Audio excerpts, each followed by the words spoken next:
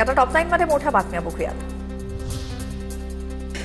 बीडच्या मसाजो ग्रामपंचायत पोटनिवडणुकीमध्ये दिवंगत संतोष देशमुख यांच्या पत्नी अश्विनी देशमुख यांचा पराभव, स्वरूपानंद देशमुख यांचा 92 मतांनी विजय। संतोष देशमुख यांच्या हत्येनंतर मसाजोमध्ये पोटनिवडणूक लागली होती। महिला आरक्षण विधेयकासाठी महायुती सरकार मैदानात। महिला आरक्षण विधेयकाला किंवा महिला आरक्षणाला पाठिंबा देण्यासाठी राज्य सरकार एक दिवसीय विशेष अधिवेशन घेण्याच्या तयारीत। विश्वसनीय सूत्रांची माहिती, मे महिन्यात एक दिवसाचं विशेष अधिवेशन होणार असल्याची माहिती। एकनाथ शिंदेंच्या नंदनवन निवासस्थानी आमदार आणि मंत्र्यांची बैठक होणार असल्याची माहिती।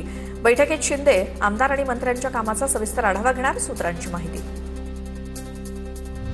अमरावतीच्या परतवाडामध्ये आज नितेश राणेंची सभा। परवानगी नाकारल्यानंतर आता परतवाडा पोलिसांची सभेला परवानगी। संध्याकाळी 6 वाजता परतवाडाच्या जयस्तंभ चौकामध्ये सभा होणार। काँग्रेस आमदार विश्वजित कदम यांनी देवगिरी बंगल्यावरती उपमुख्यमंत्री सुनेत्रा पवार यांची भेट घेतली। भेटीचं कारण अद्याप स्पष्ट। माजी मुख्यमंत्री एकनाथ शिंदेंच्या कार्यकाळातील 14 तलाव संवर्धन प्रकल्पांची मंजुरी रद्द। राज्य पर्यावरण विभागाचा मोठा निर्णय। आदित्य ठाकरे मंत्री असताना मंजूर 3 प्रकल्प देखील रद्द। प्रकल्पासाठी वितरित 91 कोटी व्याजासह वसूल करण्याचे आदेश। कोल्हापुरातील गोकुळ दूध संघावर प्रशासक येणार। मुख्यमंत्री देवेंद्र फडणवीसांनी स्पष्ट संकेत दिलेत। महायुतीच्या नेत्यांची मुख्यमंत्री आणि उपमुख्यमंत्र्यांसोबत बैठक। 4 मे रोजी संचालक मंडळाची मुदत संपत असल्यामुळे बैठक। खासदार धनंजय महाडिक यांच्याकडे अध्यक्षपद देण्याची भाजपच्या नेत्यांची मागणी।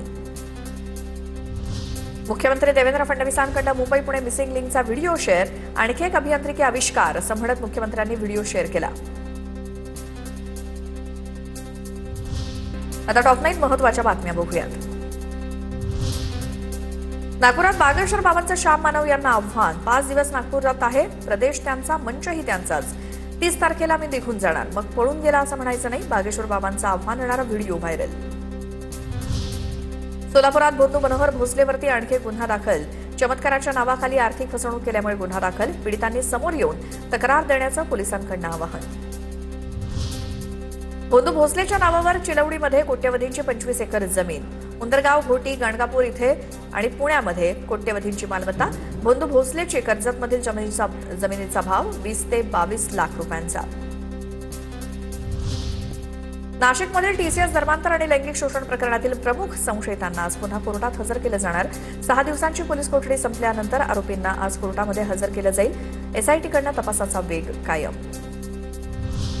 अकोल्यात प्रेमाच्या नावाखाली विवाहित तरुणाकडून हिंदू तरुणीचं अपहरण। तरुणीचं अपहरण करून 5 दिवस घरात डांबून ठेवलं। खदान पोलिसांकडून तरुणीची सुटका। लव जिहादचा प्रकार असल्याचा हिंदुत्ववादी संघटनांचा आरोप। आरोपी जमीर गाझी पोलिसांच्या ताब्यात। बंधू खरातचा आज एसआयटी पुन्हा ताबा मागणार। 8व्या गुन्ह्यामध्ये तपासासाठी एसआयटी कोर्टात खरातचा ताबा मागणार। लैंगिक शोषणाच्या 7 गुन्ह्यांमध्ये खरातला आतापर्यंत 42 दिवसांची पोलीस कोठडी।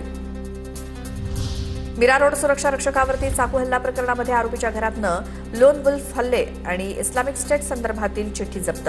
लॅपटॉप, मोबाईल, पेनड्राईव्ह सोबतच संशयास्पद साहित्य पोलिसांच्या हाती।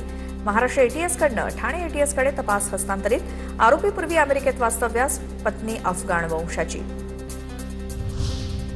उद्धव ठाकरेंच्या उपस्थितीत सुरू झालेले पालिकेचे व्हर्च्युअल क्लासरूम बंद। किशोरी पेडणेकर आणि साईनाथ दुर्गेंची व्हर्च्युअल क्लासरूमला भेट।